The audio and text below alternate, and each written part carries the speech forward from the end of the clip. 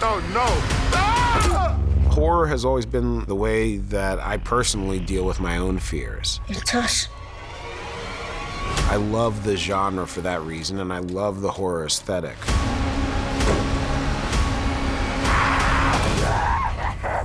Jordan is truly the definition of an auteur filmmaker, and I think he's one of the most talented filmmakers working today.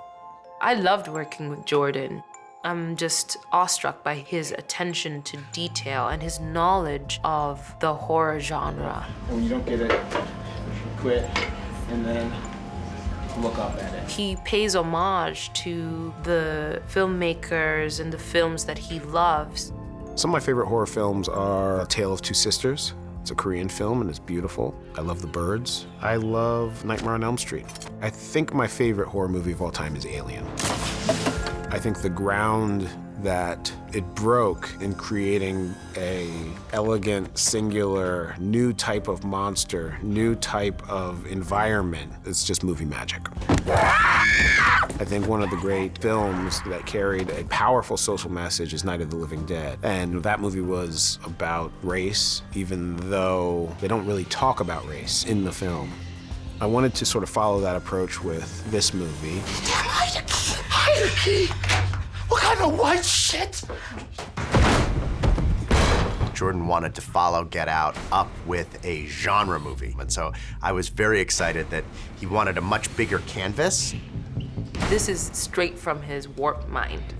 It's a very unique brand of filmmaking. I felt the beginning of why Bad Kitty wants to cut Adeline's face. His voice, which is so unique, and his vision, which is so unique, you can feel in every single decision. And action. I tend to draw inspiration from my own fear. At some point, I asked myself, what's the scariest thing for me personally? In this case, it was the idea of seeing myself. What are you people? Then I think about what that's about. Why is seeing yourself so scary? So oftentimes we feel that the monster is from outside of ourselves. But in this story, the monster is really within our very selves. They think like us. They know where we are. They won't stop until they kill us, or we kill them.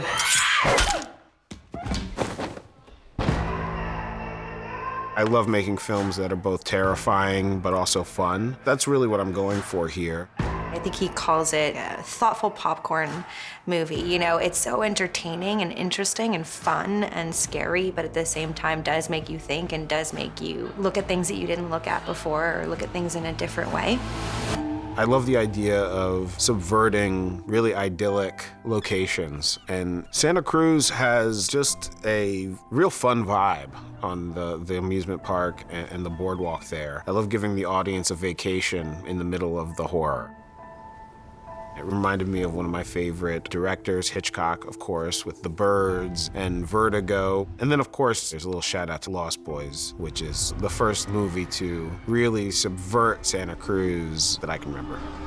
He knows the world that he's created. He knows the circumstance and the scenarios that he's created.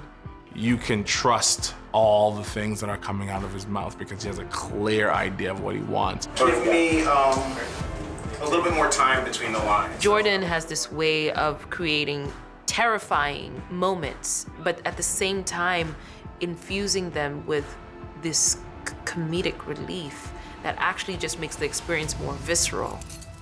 I think horror and comedy are both really great ways of exposing how we feel about things. I find the comedy that emerges from a scene in a horror film is very necessary to release the tension, give your audience an opportunity to emotionally catch up and get prepared for the next run of terror. So, does this mean we get their car?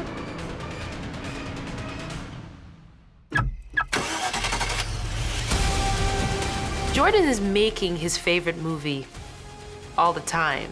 So that passion, you know, that kind of enthusiasm is infectious. Wow, wow, wow, wow. Let me just show you real quick how good it looks. I think all great horror has a social message of some sort. When it works, it's tapping into something that we're suppressing.